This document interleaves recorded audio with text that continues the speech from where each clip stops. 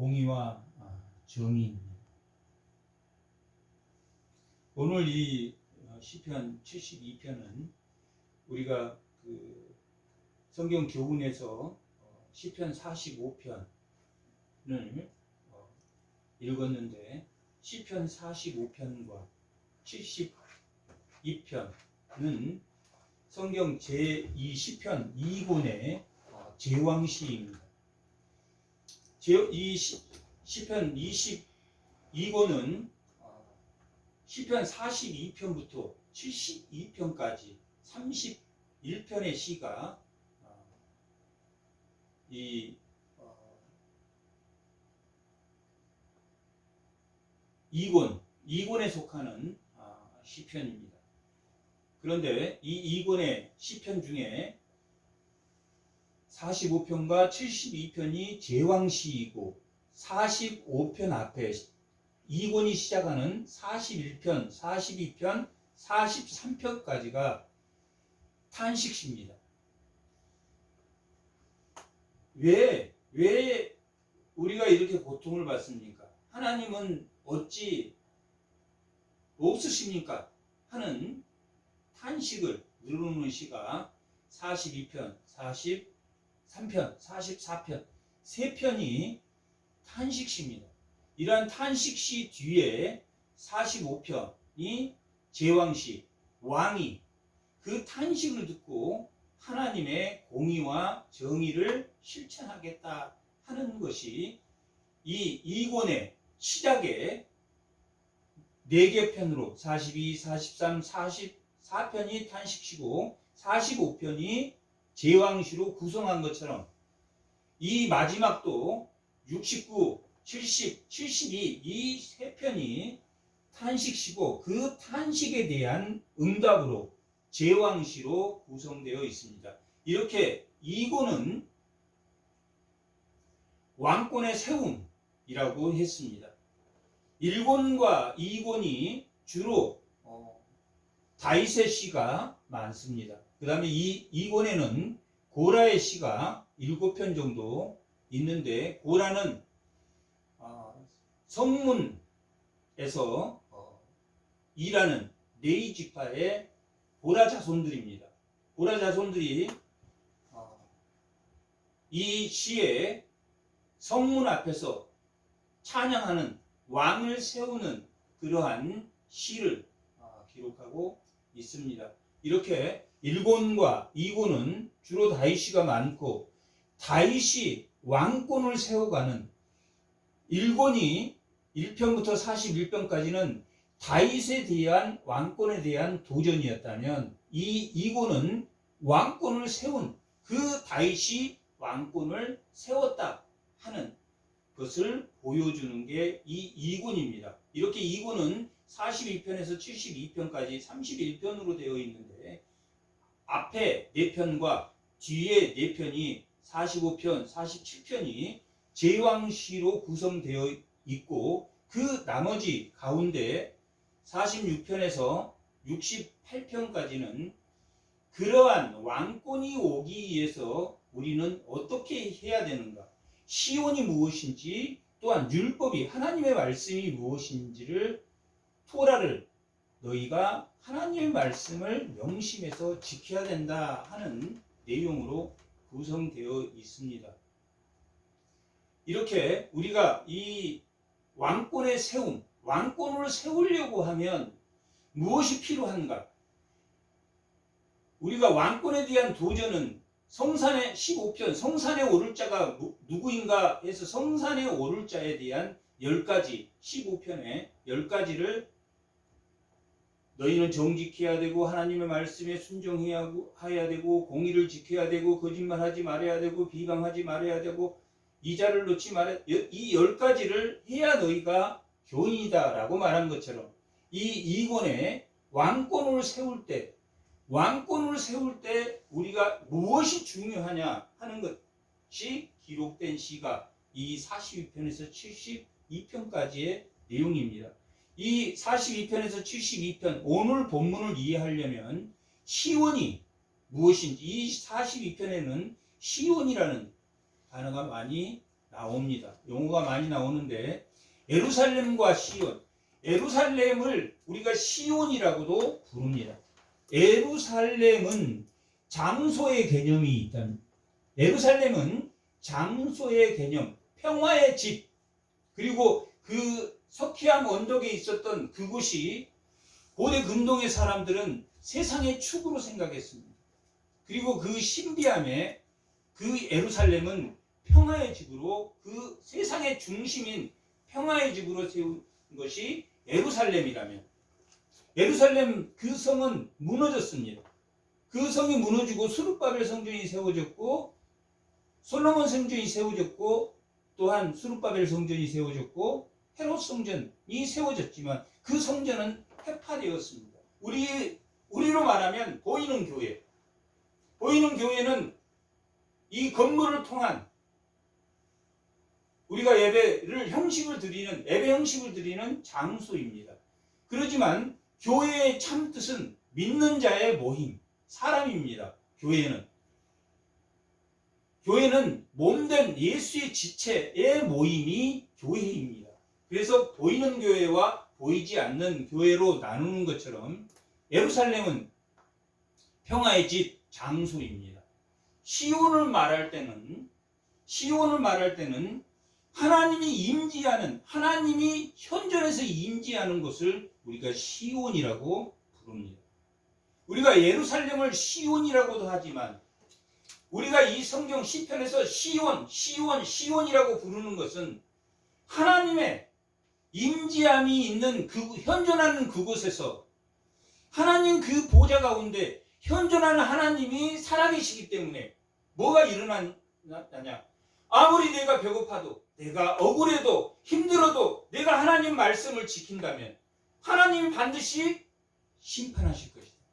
하나님이 불의를 멸하게 하시고 의인을 흥하게 할 것이라 라고 시편 1편에서 기록하고 있는 것처럼 그 시온은 하나님 심판의 보좌, 은혜의 보좌가 있는 곳이며 의인에게는 은혜를 줄 것이고 악인에게는 심판할 것이라고 하는, 예루살렘은 보이는 평화의 샬롬이라면 시온은 하나님의 임재가 있기 때문에 우리가 견뎌야 하는, 시온은 어디에도 있습니까?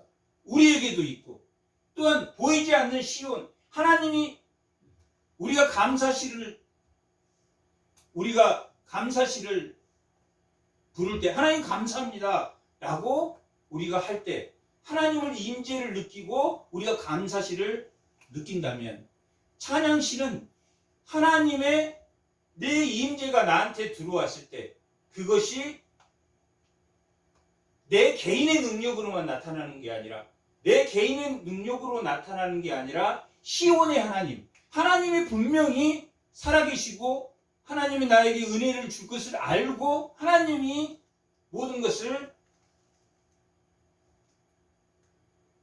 모든 고통으로부터 구해줄 것을 알므로 나에게 시온이 있으므로 그 편제가 나 개인의 능력이 아닌, 개인의 능력은 하나님을 임재를 느꼈을 때 감사시를 부른다면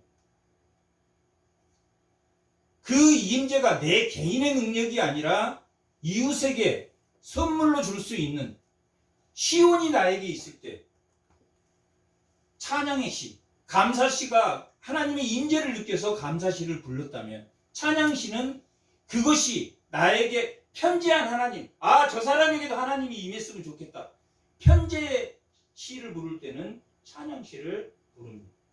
그러니까 이 시온이 얼마나 중요하냐면 이 시온은 하나님의 절대주권입니다.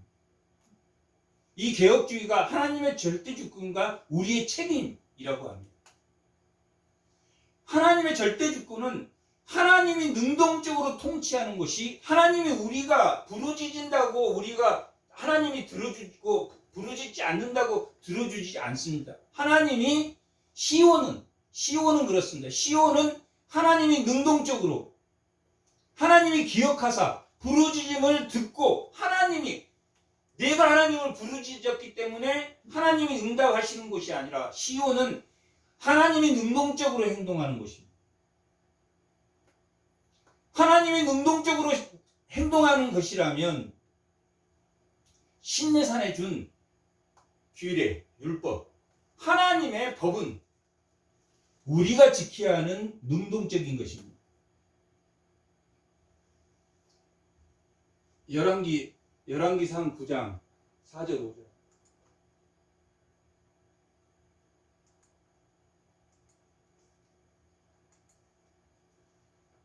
이 열왕기상 9절은 솔로몬이 성전을 다 짓고 봉헌식을 하고 봉헌식에 하나님께 기도까지 8장에서 기도까지 다 마쳤습니다. 성전을 다 건축한 이후에 하나님께서 열왕기 3장에 꿈에서 기본에 꿈에서 나타나서 내가 뭘 원하느냐 할 때 지혜를 원합니다. 솔로몬이 말했던 것처럼 이 9장에도 하나님이 나타나십니다. 성전을 다 봉헌과 기도가 끝나서 내 기도를 들었다.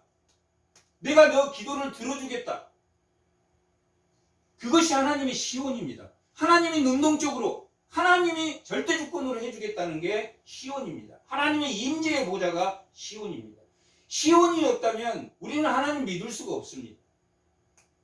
하나님의 정의와 공의가 없다면 하나님의 은혜와 하나님의 심판이 없다면 우리는 아무것도 아닙니다. 하나님이 심판하실 걸 알기 때문에 우리가 고린도후서 4장 전서 4장 10절에 우리는 약하나 너희는 강하다. 예수 믿는 사람은 약하나 예수 안 믿는 사람이 강하다. 우리는 배고프나 너희는 배고프지 않다. 그래도 만물의 찢기처럼 내가 참는 것이 하나님의 시온이 있기 때문이다. 하나님의 절대주권이 있기 때문에 하나님의 보좌가 있기 때문에 내가 고통스러워도 내가 참을 수 있는 것이다. 그게 시편 11편에 나온 하나님의 터다. 하나님의 시온 그 기둥이 나에게 있기 때문에 내가 성산에 오를 자처럼 정직히 행할 수 있고 하나님 말씀대로 순종하는 것이다. 그것이 하나님의 시온이 하나님의 절대 주권이라면 하나님의 능동적인 하나님의 은혜라면 하나님이 하시는 은혜라면 율법은 우리의 책임입니다. 성전을 다 짓고 나서 하나님이 꿈에 다시 나타나서 뭐라고 말하냐면 내가 만일 내 아버지 다윗같이 3절 합니다. 3절 4절 내가 만일 내 아버지 다윗이 행한 같이 마음을 온전히 하고 바르게 하여 내 앞에 행하여 내가 명령한 대로 온갖 일을 순종하며 뭘 지키라고 합니까? 율법을 지키라. 율법을 우리가 거룩히 구별되었다라고 우리가 내기 위해서 우리가 예배를 드리고 찬양하는 것은 거룩히 구별되기 위해서 하는 거예요.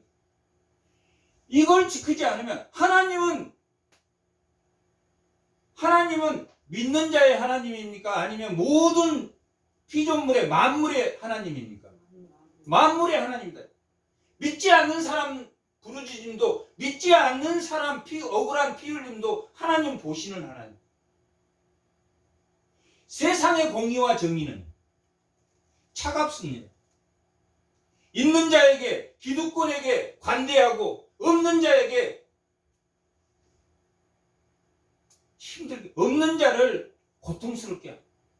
주종의 관계이기 때문에 경쟁의 관계에 있기 때문에 인간의 탐심이 끝이 없기 때문에 자기 목적을 위해서 수단으로 사용하기 때문에 이 세상의 공의와 정의는 그럴 수밖에 없습니다. 하나님의 공의와 정의는 어떤 것입니까? 차별이 없는. 하나님의 공의와 정의는 벌 주기 위한 겁니까? 돌이키기 위한 겁니까? 돌이키기 위한. 하나님의 공의와 정의에는 뭐가 있냐면 사랑이 있습니다.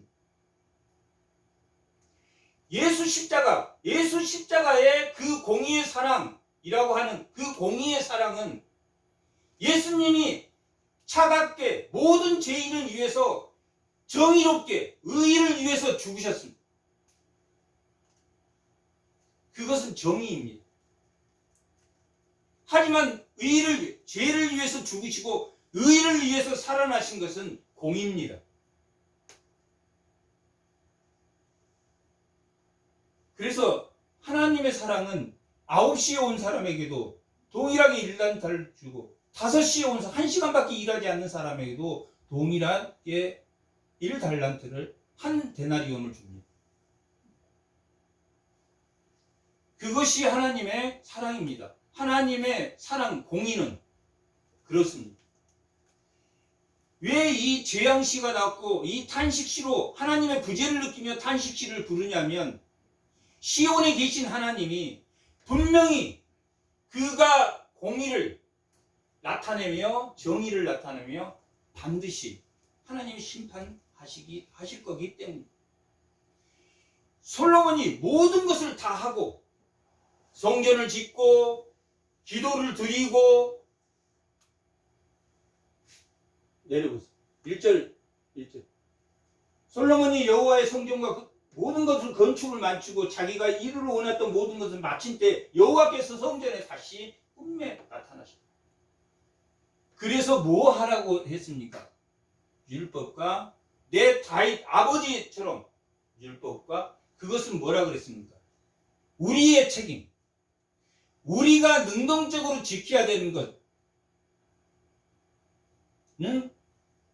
거룩히 구별된 그리스도인으로서의 삶입니다.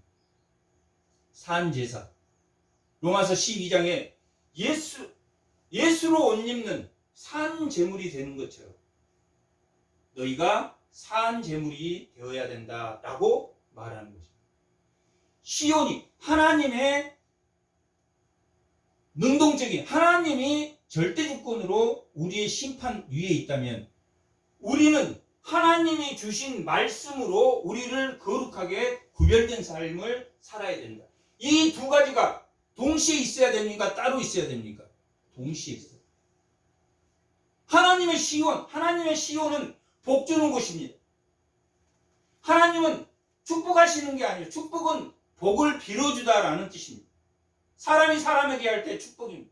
하나님은 복 주시는 거예요. 복의 근원이시기 때문에. 복의 창고입니다. 그 복의 창고를 누리려면 너희는 이 성경이 뭐 해야 된다? 규례와 법도 구별된 삶을 너희가 산 제사가 된다.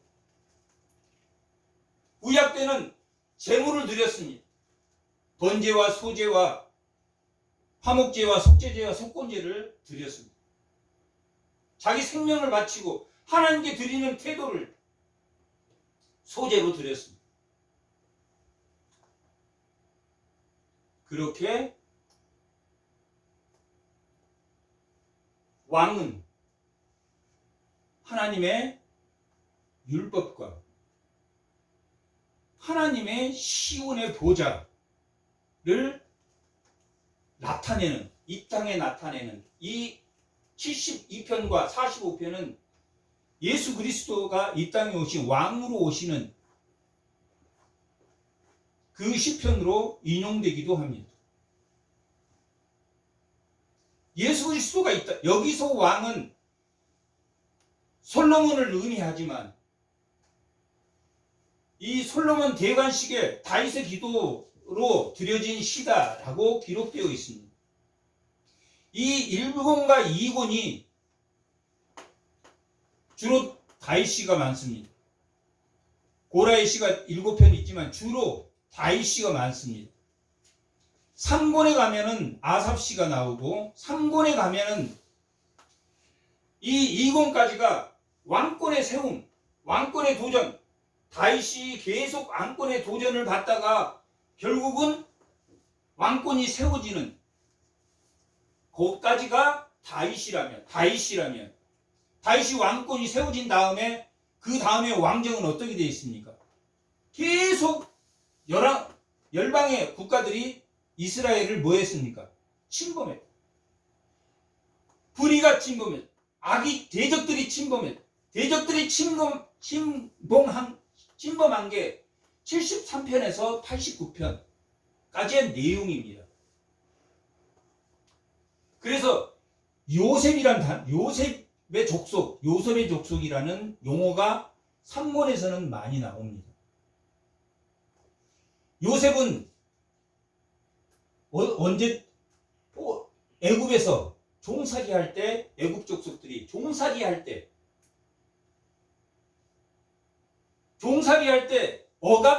억압받을 때, 그 왕권의 도전을 받았을 때, 하나님의 백성으로서 왕권의 도전을 받았을 때를 이 3권의 내용이라면 4권은 뭐가 나오겠습니까? 모세가 많이 7번 등장하는데, 모세는 뭐한 사람입니까? 그 애굽으로부터 출애굽한 시간. 그러니까 3권이 이 2권까지는 다윗의 시가 많고 다윗이 왕권을 세운 내용으로 구성이 됐다면, 그 다윗의 왕권이 누구로부터 대적으로부터 무너지는 것이 3권의 내용입니다.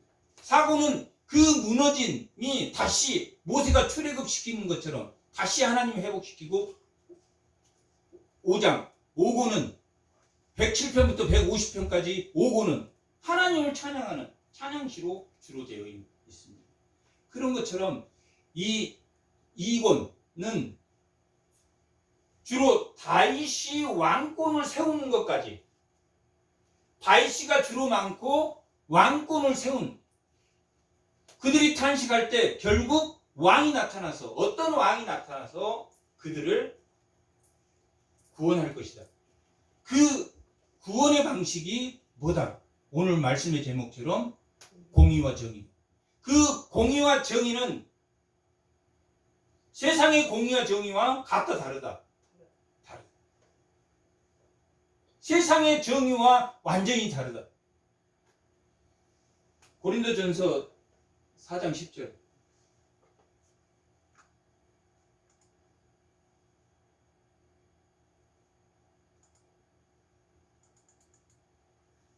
예수를 믿는데 예수를 믿는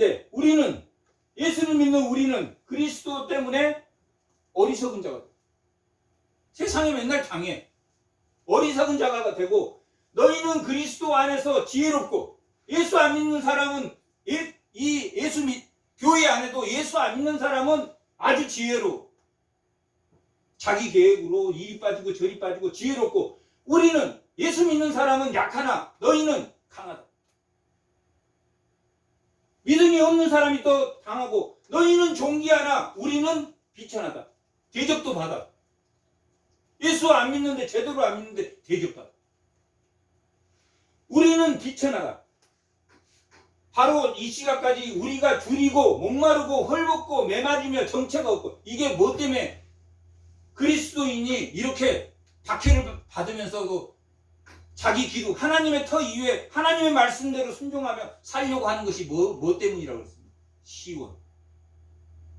하나님의 의리의 보좌와 하나님의 심판의 보좌가 있기 때문에 헐벗고 목마르고 매맞으며 정처가 없고, 또 수고하여 친히 손으로 일하며 모욕을 당한 즉 축복하고 박해를 받은 즉 참는다.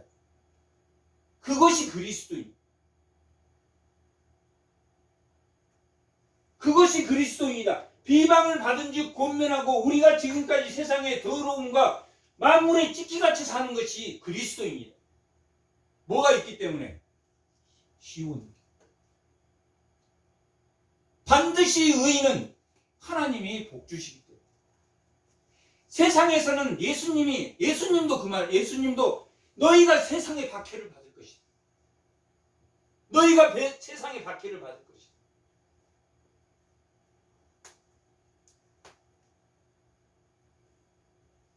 하지만 예수님이 만물의 찢기처럼 돌아가신 거죠.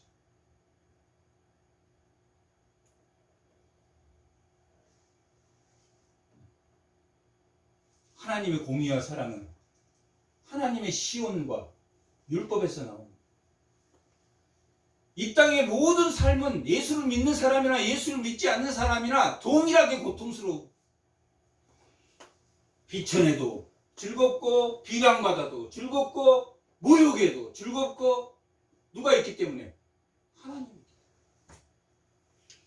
그것이 제2군입니다. 시편의 제2군은 어떠한 내가 비탄하고 힘들었을 때도 누가 나타나신다? 하나님이 나타나신다. 45편의 제왕씨가 나타나고 그들이 시온을 부르짖고 하나님 왜 우리는 하나님이 계신다고 하는데 하나님이 어찌 언제까지 하나님 나타나지 않겠습니까? 라고 부르짖을 때 하나님이 반드시 시온의 보좌에 나타나신다 라고 기록되어 있습니다. 71편 1절 보면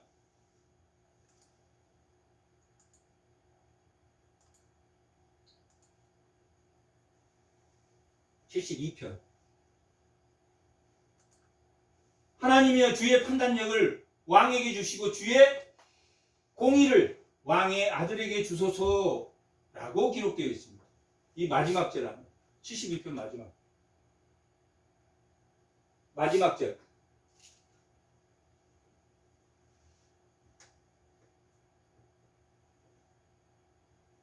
그의 영화로운 이름을 영원히 찬송할지어다. 온 땅에 그의 영광이 충만할지어다. 아멘 아멘 아멘. 이새의 아들 누구의 기도라고 타잇의 기도가 끝나니라. 솔로몬 왕의 대관식 때 기도했던 내용입니다. 이 내용은 다시 1절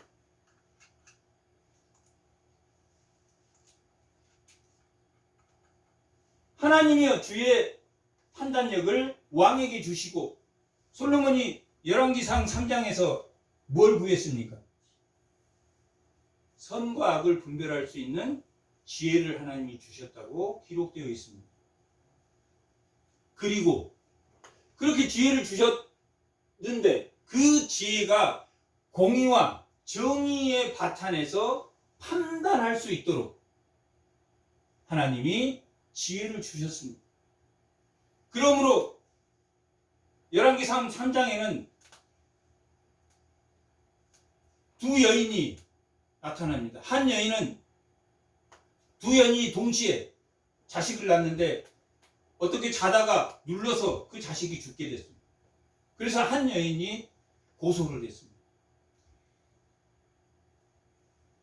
저 자식이 내 자식인데 저 여자가 뺏어갔다 라고 말합니다.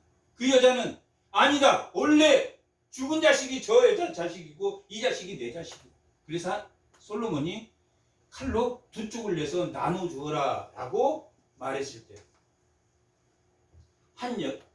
고소당한 여인이 그 아이를 살리소서 그리고 그에게 주소서 라고 말했고 한 여인은 아니요 그렇게 공평하게 둘로 쪼개주십시오 라고 말했을 때 솔로몬이 뭐라고 그랬습니까?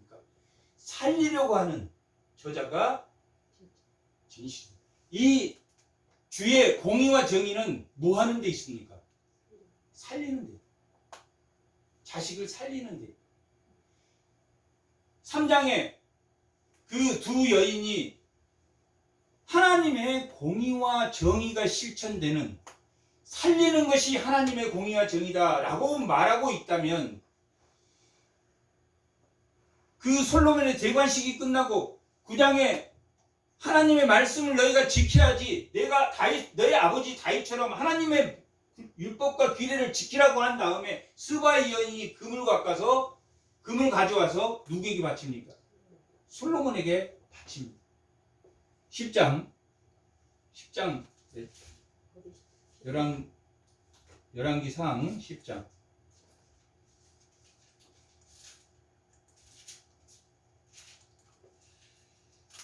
9절 다 같이 한번 읽어보겠습니다. 당신이 하나님 여호와를 송축하리로다. 누가 지금 말하고 있습니까? 스바의 여인이. 지금 솔로몬 왕의 지혜가 3장의 두 여인의 내용하고 이방 여인으로 정의와 공의가 선악을 구별하는 올바른 판단인 공의가 정의가 어떻게 실현되고 있는가를 보여주고 있습니다. 두 여인을 통해서 살리는 것이 하나님의 공의와 정의다 라고 말하면 이방인 여인이 루시 고엘 제도를 지키는 이방 여인이지만 고엘 제도를 지키는 기업 물을 자로서의 기업을 무르는 여인이 되고 이스라엘의 그 기업 물을 자는 그 아무개는 나는 기업을 물으지 않겠다고 한 것처럼 누가 스바이의 외국인 여인이 뭐라고 지금 고백하냐면 당신 하나님 여호와를 송축할지로다. 여호와께서 당신을 기뻐하사 이스라엘 왕위에 올리셨고 여호와께서 영원히 이스라엘을 사랑함으로 당신을 세워 왕으로 삼아 뭐와 무엇을 행하셨다고 했습니까? 공의와 정의와 주. 세상은 하나님의 공의와 정의로 바뀐다 바뀌지 않는다. 바뀐다. 세상은 뭐가 마지막에 뭐만 남는다. 구속사의 역사만 남는다. 끝까지 하나님을 대적한 자는 시온의 보좌 아래 심판을 받을 것이다. 끝까지 악을 행하면 심판을 받게 될 것이다. 그 심판이 평강을 이루지 못할 것이다 라고 오늘 시는 기록하고 있습니다. 그러나 이 시편에서 온 땅, 작은 산, 큰 산 이런 것들이 나오는데 온 땅, 큰 산, 작은 산은 뭘 나타내냐면 세상의 왕들, 지도자를 말합니다. 그 온 땅, 그 큰 산들도 하나님이 돌이킬 사람은 돌이키신다, 돌이키지 않는다. 하나님의 공의와 정의는 돌이키신다. 라고 기록한 것이 이 제왕시입니다. 하나님의 공의와 정의는 차갑지만 뭐가 있다? 따뜻한 사랑이 있다. 세상의 공의와 정의는 뭐가 있다? 강한 자 편에 서 있다. 그래서 하나님은 그 가난한 자의 편에 있다라고 하는 것은 언제 때부터입니까? 가인 시대가 끝나면 가인의 자손의 라멕이 나왔을 때 무슨 제국을 세웠습니까? 폭력의 제국을 세웠다. 폭력의 제국을 세웠다. 주인과 종으로 나누었다. 이 세상을. 사업자와 종업원으로 나누었다. 그러나 하나님은 손은 손의 역할이 있고 발은 발의 역할이 있고 가슴은 가슴의 역할이 있고 다 그 목적이 다르다. 그 목적대로 하나님이 지으셨다라고 말한다면 세상은 둘로 나누어져서 정의와 공의가 바로 사용되지 않고 있다. 그런데 누가 그 온 땅의 군왕들도 온 땅의 산들도 온 땅의 작은 산들도 뭐하리라? 두려워 변하리라. 오늘 본문의 내용입니다. 72편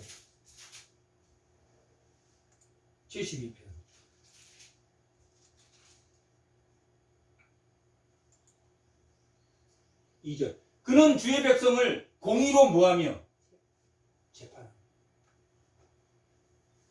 공의로 재판하며 혼내준다는 이야기입니까? 아니면 그를 하나님이 붙들어 주시는 겁니까?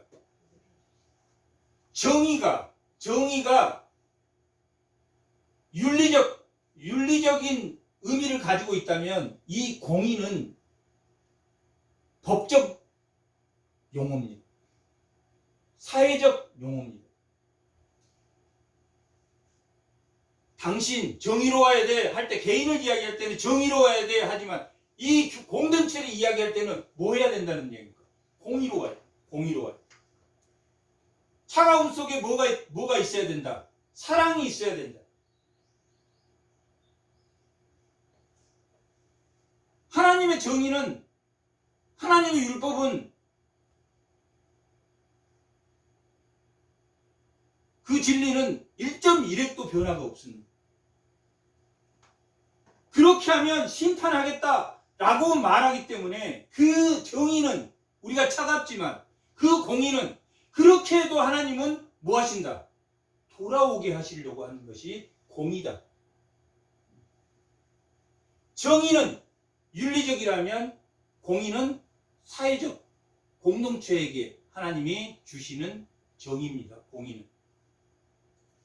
주의 백성을 공의로 재판하며 주의 가난한 자를 정의로 재판하리라. 가난한 자를 정의로 재판한다는 건 억압으로부터 풀어주겠다. 제국, 폭력에 신격화되어 있는 이 제국, 이 세상, 온 땅, 하나님의 정의로 가난한 자를 억압한 그 억압을 풀어주겠다라고 말합니다. 그게 하나님의 공의와 정의입니다. 하나님의 부재를 느끼고 부르짖었을 때 하나님이 이 공의와 정의를 내가 세우는 나라, 그 하나님 나라가 반드시 이루어지고 완성되리라 하는 것을 말해주고 있습니다. 3절, 공의로 말미암아 산들이 백성에게 평강을 주며 하나님의 사랑으로 말미암아 산들, 이 세상의 지도자들, 이 세상의 사람들도 하나님의 공의와 정의 앞에 서면 백성을 뭐하게 해준다는 거예요? 평강하게. 작은 산들도 그리하리라. 여기에 산들은 온 땅, 산들, 하나님이 지으신 그 만물, 그 산을 의미한 게 아니라 보통 온 땅과 사는 군왕을 말합니다. 지도자들을 말합니다. 그 지도자들이 어디 앞에 서면 하나님의 공의 앞에, 하나님의 공의와 정의 앞에 돌아오면 왜 그들이 하나님 앞에 돌아올 수밖에 없냐 하는 것은 5절. 그들이 해가 있는 동안에도 주를 두려워하며, 해가 있을 동안에, 이 해가 다 사라지고 있을 동안에 주를 두려워하여 달이 있을 동안에도 되도록 그리하리라. 뭐하기 때문에 그들이 하나님의 공의와 사랑을, 공의와 정의를 따를 수밖에 없냐? 뭐라고 그랬습니까? 하나님이 두려운 존재라는 것을 알기 때문에, 하나님이 두려운 존재라는 것을 알기 때문에 그는 누굽니까? 왕이 나타나면, 하나님의 공의 정의가 왕이 나타나면 그분의 공의와 정의가 이 땅에 오면 세상의 지도자들도 변하는 사람들이 있을 것이다. 그 변하는 사람은 평강을 줄 것이며, 그 왕이 가난한 백성의 억울함을 풀어주며 궁핍한 자의 자손을 구원하며, 이건 어떤 하나님입니까? 시온의 하나님. 시온의 하나님. 하나님의 현존 앞에서 그러한 불의와 불평등이 없어질 것이다. 반드시 하나님, 가난한 백성의 억울함을 풀어줍니다. 그래서 고린도전서 4장 10절에서 14절까지 말했듯이 만물의 지키처럼 살아도 하나님을 붙들고 살겠다라고 고백한 것은 억울함을 풀어주며 궁핍한 자의 자손을 구원하며 압박한 자를 꺾으리로다. 그들이 해가 있을 동안에도 주를 두려워하며 달이 있을 동안에도 대대로 그리하리라. 그들이 주를 두려워하기 때문에 왕이 오면, 왕의 정의와 공의가 오면 반드시 그렇게 변하리라 라고 기록하고 있습니다. 6절, 그는 뱀푸류에 내리는 비같이 땅을 적시는 소낙비같이 내리리니.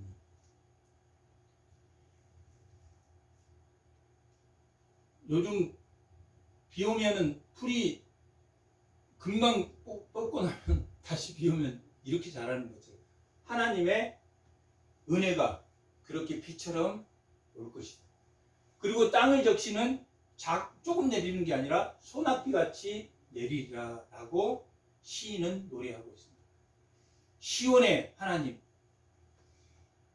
이것은 하나님의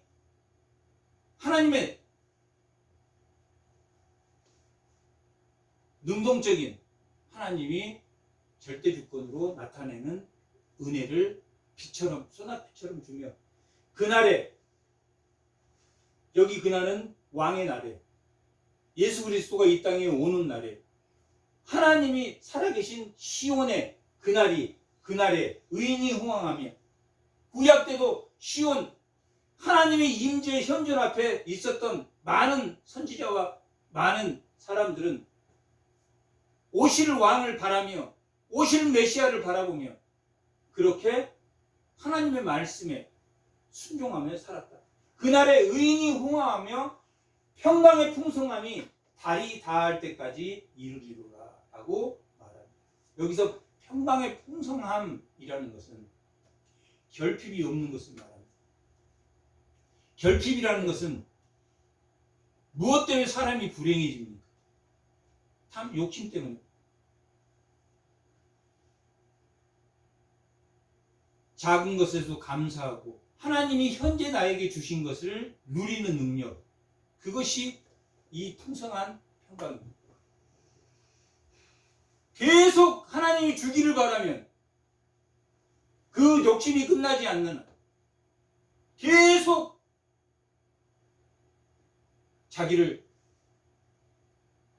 자기가 결핍 부족하다라고 생각하는 것 때문에 인간은 불행해지고 불의해진다. 여기서 평강의 풍성함이라 하는 것은 만족하기. 빌립보서 4장 12절. 빌립보서 4장 12절. 다 같이 한번 읽어보세요. 빌립보서 12절. 나는 비천에 처할 줄도 알고 풍부에 처할 줄도 알아. 모든 일에 배부름과 배고픔과 풍부와 궁핍에 처할 줄 아는 일체의 비결을 배웠노라. 이게 어디에 있습니까? 일체의 비결이 어디? 하나님의 시온에. 하나님의 현존 앞에서 배고파도 참고 배고파도 주로 배부르고 그랬다고 고백한다. 결핍이 있습니까? 없습니까? 결핍이 부족하다고 느끼는 것이 자기를 괴롭게 합니다. 그것을 만물의 찍기처럼 되어도 주로 만족하며 현재 주신 것에 감사하며 그것을 누릴 수 있는, 현재 주신 것을 누릴 수 있는 그것이 끊임없이 우리의 탐심은 여기서 시편에서 말하면 그들의 신입니다. 배의 신이다 하고 성경 부족을 느끼는 주시옵소서 주시옵소서 하는 게 아니라 주신 것에 감사하고 그 주신 것을 누리는 능력, 그것이 하나님이 주시는 풍부에 처할 줄 알고 일체의 비결이 하나님으로 기뻐하는, 하나님을 찬양함으로 기뻐하는 그것이 왕의 공의와 정의입니다. 다시 72. 7절. 이게 평강의 풍부함. 만물의 찍기같이 되었는데 뭐가 평강하냐라고 말하면 얼마나 고린도 교회에서 자기는 교회의 어떤 사람은 강하고 자기는 예수 열심히 믿고 잘 믿는데 하나님 믿는데 가난해. 그랬어도 내가 평강의 풍부함, 하나님 은혜의 비로, 하나님의 소낙비 같은 그 은혜로 기분 나쁘지 않아. 부족하지 않아. 그것을 느꼈다고 고백하고 사도 바울이 그랬습니다. 자기가 목회자니까 자기 마음대로 누릴 수 있었는데 자기는 자기 자유를 제한했다라고 사도 바울이 고백하고 있는 거죠. 평강의 풍성함이란 하나님의 시온입니다. 하나님의 임재 아래 내가 있는 것. 그가 바다에서부터 바다까지, 강에서부터 땅끝까지 온 땅에 하나님의 평강이 머무를 것이다. 온 땅에 결국 하나님으로 기뻐하는 뭐가 성취될 것이다. 왕이 존재하는 구속사가 설치한다. 예수 그리스도가 세워지는 하나님 나라가 완성될 것이다 라고 말하고 있습니다. 온 땅에 온 만물이 탄식하듯이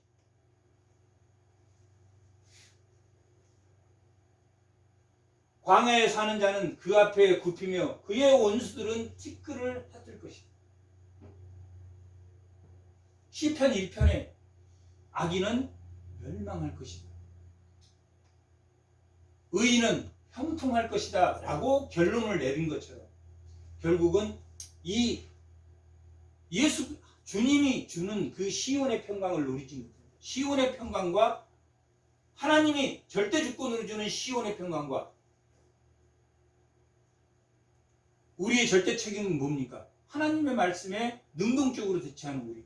하나님의 말씀을 순종하고 해서 구별된 자로서의 삶을 살려고 하는 그 두 가지가 동시에 있어야 된다. 하나님의 시온, 하나님이 반드시 성취할 것이라고 그 믿음의 소망을 갖는 것 같고, 또 하나는 내가 하나님 말씀대로 뭐 하는 것, 순종하는 것. 열왕기상 11장 38절.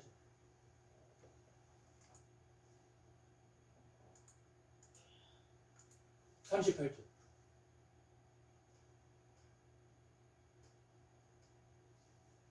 하나님이 여로보암에게 약속한 겁니다.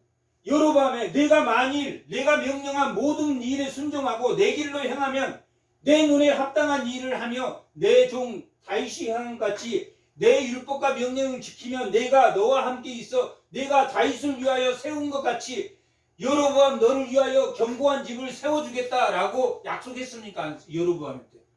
여로보암한테 10개 지파를 띄어서 네 북이스라엘을 만들어 라고 말하면서 여로보암에게 내가 하나님 말씀에 순종하면, 하나님 말씀에 순종하면, 너 책임을 다하면 너에게도 뭐가 있다? 시온이 있을 것이다. 율법과 시온은 같이 있는 겁니다. 따로 있는 것이 아닙니다. 그냥 하나님의 은혜만, 하나님의 복만 구하는 시온이 아니라 거기에는 무엇과 같이 있습니다. 솔로몬에게도 성전을 짓고 지혜를 주고 하고 나서 9장에서 내가 하나님의 다윗처럼 하나님의 율법을 지키라고 말한 것처럼 누구에게도 여러분에게도 그랬다. 12장 이 열왕기상 12장 마지막 부분. 마지막 부분. 내려보세요. 그가 산당을 짓고 네 집과 자손 아래 백성 제사를 삼고 8째 날 그 달에 날짜를 변경했다. 8째 달 7월 10일인데 8째 달 15일로 계속제일을 바꿨다. 그리고 송아지를 어디에 세웠다? 베델에 세웠다. 하나님의 말씀과 규례를 지켰습니까? 안 지켰습니까? 성산에 오를 자 거룩히 자기가 구별되도록 떨기나무 아래서 모세에게 하나님이 나타나서 내 구별된 신을 벗어라 라고 말하는 것은 신은 뭡니까? 자신이 이력입니다. 이력서 할 때 이가 신 이자입니다. 너를 벗어라. 거룩한 백성을 위해서. 그리고 너를 벗고 하나님의 말씀에 순종해라 라고 말했지만 모세는 몇 번을 거절합니다. 하나님 5번이나 거절. 난 못 가겠습니다. 순종하지 못하겠습니다. 저는 아직 나그네입니다.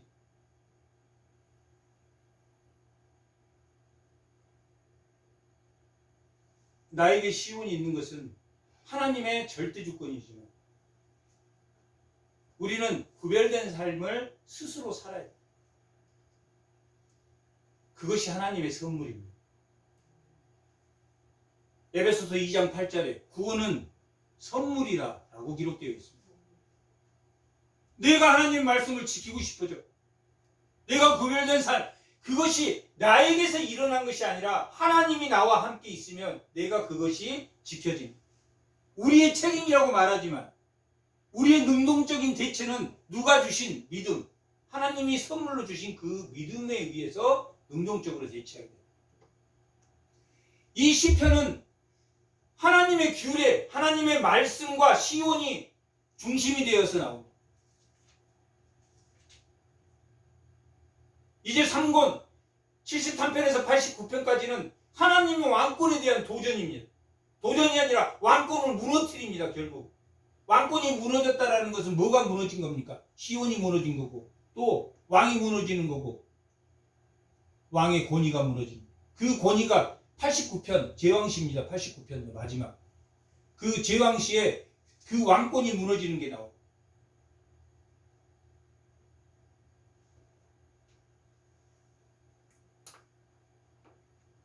10절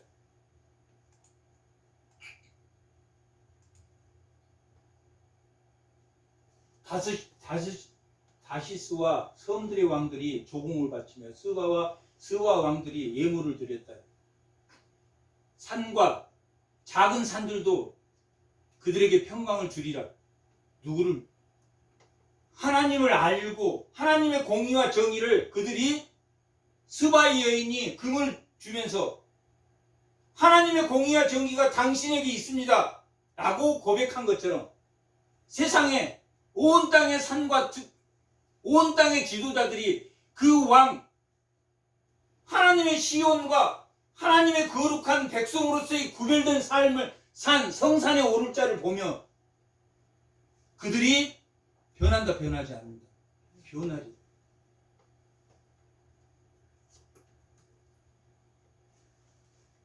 성경에서 말하는 그리스도인은 지금 이런 걸 말합니다.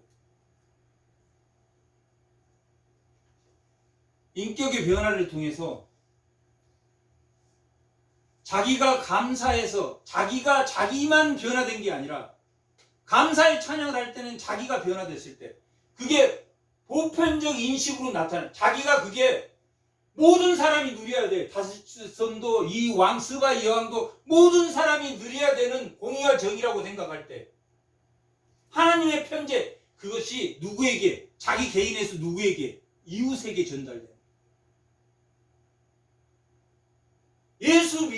예수 믿으세요 라고 말하는 게 아니라 그 사람에게서 뭐가 나와야 된다는 이야기예요. 예수 믿게 할 수 있는 그 모습이 나타나요. 참으로 부족하죠. 공의와 정의. 지금 여기 다른 제국들이 와서 방해도 하지만 그 공의와 정의, 솔로몬의 그 공의와 정의를 보고 감동해서 이 땅에 예수 그리스도를 보고 감동해서 변화되는 폭력의 신을 믿었던 그 산들과 그들이 누구에게 백성에게 평강을 주리라 라고 고백하고 있습니다. 모든 왕이 그 앞에 부복하며 모든 민족이 다 그를 섬기리라. 여기는 구속사를 말합니다. 결국 예수 그리스도를 믿는 자들의 하나님 나라가 완성될 것이다. 그 나라는 궁핍한 자가 부르짖을 때 건지며 도움이 없는 가난한 자들이 건지시며 이 말은 궁핍한 자만 잘하고 가난한 자는 잘못하지 않고 그 뜻이 아니라 이 세상이 뭐해졌다? 주인과 종으로 나눠졌다. 모세 5경은 뭐의 회복이라고 그랬습니까? 창조의 회복. 하나님이 창조를 할 때는 인간 각 목적대로 만들었는데 타락함으로 인해서 그 창조가 인간성 회복, 창조 인간성이 완전히 죄성으로 바뀌어버려요. 그것을 인간성을 회복하는 게 모세 5경입니다. 다음시 창조의 인간성 회복, 하나님이 최초의 인간을 만들었던 인간성을 회복하는 것처럼 이건 궁핍한 자, 가난한 자는 세상에 차별받는 자들입니다. 세상에 차별받는 자, 뭘로 이용되는 사람입니까? 수단으로 이용됩니다. 식모로, 노예로, 갑질하는 사람들에 의해서 노예로 인정받는 사람. 세상은 그런 것이다. 폭력을 신격화한 남에게 제국 같은 제국을 만들었는데 하나님이 아브라함을 통해서 하나님 나라를 세웠다. 공의와 정의가 살아있는 모든 차별이 없는 종과 주인이 없는 세상을 만든 게 아브라함을 통해서 만든. 그리고 그 유대인을 통해서 예수 그리스도가 이 땅에 오셨고 예수 그리스도를 믿는 사람은 뭐가 없습니까? 갑질이 없어. 차별이 없어. 정의로워.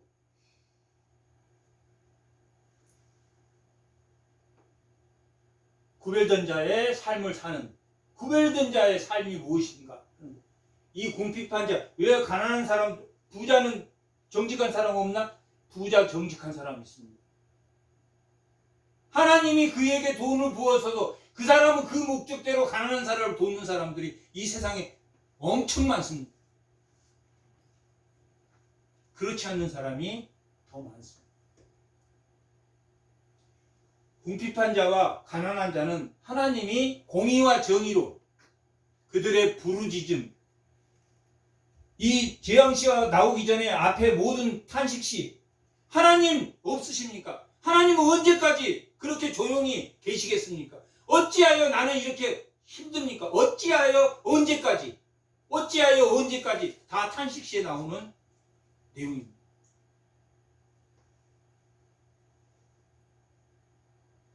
그 왕이 나타날 것이다. 그 왕의 공의와 정의는 시온과 율법 안에서 나오는 것이다. 너희가 구별된 삶을 살아야 될 것이고 또한 하나님이 너희의 부르짖음에 응답할 것이다. 13절 그는 가난한 자와 궁핍한 자 불쌍히 여기며 궁핍한 자의 생명을 구한다. 살리는 하나님.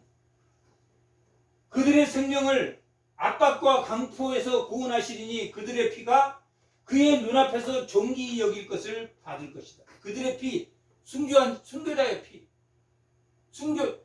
배고프고 가난하고 궁핍하고 너는 당신들은 강할 때 나는 약하게 당신들이 억압할 때 그 억압 비방할 때 비방을 다 받는 자들이 그 피가 언젠가는 존귀하게 여김을 받을 것이다. 이것이 뭐라 그랬습니까?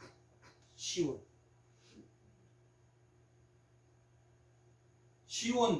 예루살렘은 그 건물, 예루살렘 그 평화의 집을 의미하는 거고 거기에 하나님이 임재하는 것이 시온입니다.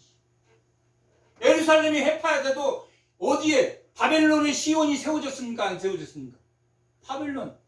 그들의 임재 가운데 하나님이 에스겔 8장에서 하나님이 그 너의 성 예루살렘의 그 하나님의 임재가 떠나고 어디에 왔다? 바벨론에 하나님의 임재가 왔다라고 말하고 있는 것처럼 하나님이 임재한 곳 시온. 하나님의 임재한 곳이 시온이니까 나는 시온만 믿겠다. 하나님의 복주심과 은혜만 믿겠다. 맞습니까? 틀립니까? 틀렸다. 나는 교회에 안 나오고 하나님의 규례와 율법을 지키지 않고 그 형식을 지키지 않고 하나님의 시온과 복은 있습니까? 없습니까? 없습니다. 하나님의 규례와 율법은 하나님이 우리에게 은혜로 주신 선물이고 우리가 지켜야 될 책임이지만 하나님의 절대 가운데 있지만 우리는 하나님의 명령대로 우리가 지킨 하나님의 말씀대로 너희가 모여 예배드리라고 해서 우리는 모여서 예배를 드리고 하나님 말씀을 가르치고 또 하나님 말씀을 듣습니다. 그것도 필요하고 뭐도 필요하다. 하나님이 복 주시는 시온을 바라는 것도 필요하다. 15절 그들이 생존하여 스바의 금을 그에게 드리며 사람들이 그를 위하여 항상 기도하고 종일 찬송하다. 사람들이 그를 위하여 누구를 위해서? 왕을 예수님의 이름으로 기도하고 산꼭대기의 땅에서도 곡식이 풍성하고 그것의 열매가 네바논같이 흔들리며 성에 있는 자가 땅의 풍성함같이 나올 것이다. 하박국 3장 마지막 부분 하박국 3장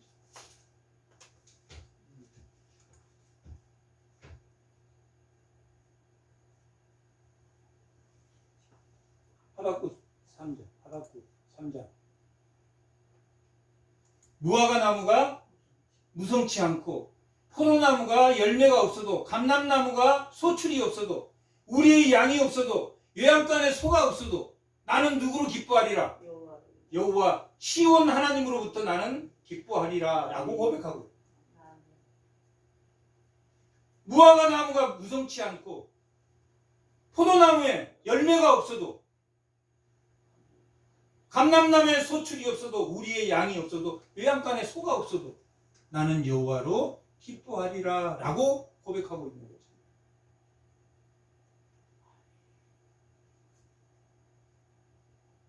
하나님의 공의와 정의 앞에 감사하며, 감사는 하나님의 임재가 나에게 임했지만 찬양하면, 찬양은 누구에게까지 그게 선물로 가는 겁니까? 이웃에게 가는 겁니다. 나의 감사가 누구에게 갑니까? 찬양하면 이웃에게 가는 것을, 하나님의 편재, 하나님의 임재를 느낄 때 우리가 감사를 하면 그 임재가 누구에게 선물하는 겁니까? 하나님의 임재를 우리가 감사함으로 하면 자기만 갖고 있는 겁니까? 아니면 이웃에게 그 감사를 선물하라는 이야기입니까? 그 물이 넘친같이, 그것을 누구에게? 이웃에게. 그게 보편적 능력이 됐다. 보편적, 모든 사람이 누릴 수 있는 찬양. 그래서 72장 10절, 72장 15절. 그들의 생존하는 스바의 금을 들이며 산꼭대기의 땅에도 곡식이 풍성하고, 그것의 열매가, 이 곡식이 풍성하고 열매한 것은 뭐가 그에게 입했다는 이야기입니까? 시온이, 하나님 나한테 복 줘서 풍성하고 열매가 지금 많이 열렸다는 게 아니라, 무화과 나무에 무성치 않고 포도나무에 열매가 없어도 뭐가 임재했습니까? 하나님이 임재하면 그게 감사해서 찬양으로, 나의 개인의 능력에서 타인에게 주는 보편적 능력으로 발휘된다. 산 꼭대기의 땅에도 모든 사람이, 풍성한 열매가 레바논같이 흔들리면 성에 있는 자가 땅의 풀같이 왕성하리라 라고. 모든 사람에게 보편적 능력, 자기의 개인의 능력이 아니라 하나님의 시온이 나에게 임하면 그 시온이 누구에게 선물해야 된다? 이웃에게 선물. 그게 그리스도인입니다. 그게 왕의 오심입니다. 예수 그리스도가 이 땅에 오심입니다.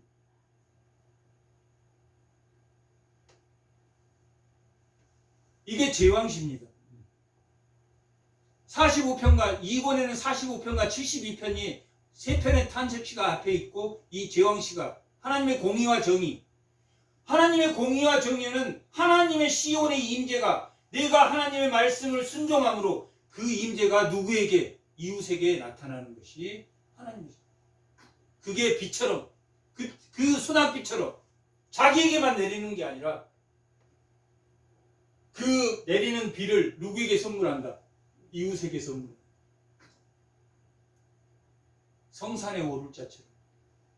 성산에 오를 자는 누구냐?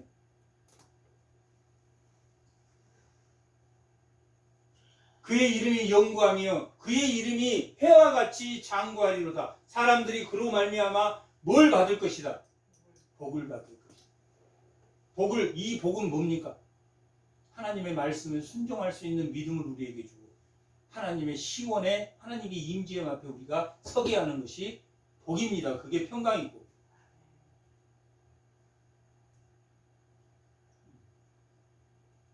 하나님이, 솔로몬이 복을 구하라 라고 했을 때 분별할 수 있는 지혜를 달라고 해서 분별할 수 있는 지혜를 줬는데, 그 지혜를 갖게 되자 그에게 모두 줬다. 장수의 복도, 재물의 복도 하나님이 주셨다라고 기록하고 있는 것처럼, 재물의 복과 장수의 복은 딸려오는 것이지, 우리가 하나님께 추구하는 것은, 이 복은 하나님의 말씀에 순종할 수 있는, 하나님의 말씀에 순종할, 말씀으로 오신 예수님을 믿을 수 있는 그 믿음을 우리에게 허락하시고, 그 시온의 보좌 아래 우리가 하나님이 반드시 이 땅에 하나님 나라가 이루어질 것을 믿는 것입니다. 그것이 복입니다. 성경에서 말하는 복은 그 복입니다. 내가 하나님을 하나님 율법이 너무나 즐거워. 하나님의 말씀을 순종하는 게 너무나 즐거워. 그 믿음을 주신 거에 감사하고, 하나님의 시온, 하나님의 이 땅에 시온의 보좌함을 느끼고 내가 하나님을 붙들고 나에게 아무것도 없어도 하나님으로 기뻐하리라 라고 고백하는 그 시온의 성, 그것이 그로 말미암아 복을 받으리니, 그것 말하는 복은 하나님의 정의와 공의, 하나님의 복과 하나님의 정의와 공의는 어디에서 나옵니까? 시온과 하나님의 말씀에 거룩하게 구별된 삶, 거기에서 나옵니다. 모든 민족이 다 그를 복되다 하리로. 모든 민족이 예수만 믿는 민족이 아니라 하나님이 살아계신다라고 고백한 그들이 복되다. 하나님은 믿지 않는 자도 돌아오기를 바라고 믿는 자도 회복되기를 바라십니다. 그것이 무엇 주심입니까? 왕 주심. 왕 주시는 것은 무엇 주심입니까? 복 주심. 이 복은 하나님의 말씀이 육신이 된 예수 그리스도를 믿는 그 믿음의 선물을 우리가 지키는 것과, 또 시온, 하나님의 보좌 앞에 선 나, 하나님이 심판하실 거고 하나님이 은혜 주실 것이라는 그 시온의 보좌 앞에 선 왕권의 회복입니다. 왕같은 제사장으로 우리는 이 땅에 하나님이 이 교회의 몸된 교회의 지체로 부르셨습니다. 왕은 뭐 하는 사람입니까? 보호하고 인도하는 사람. 보호하고 인도하는, 나 자신에게도 감사의 찬양을 불러야 되겠지만 그 보호하고 인도함이 누구에게 선물하는, 이웃에게 선물하는 회복이 다 되시기 바랍니다. 잠깐 기도하겠습니다.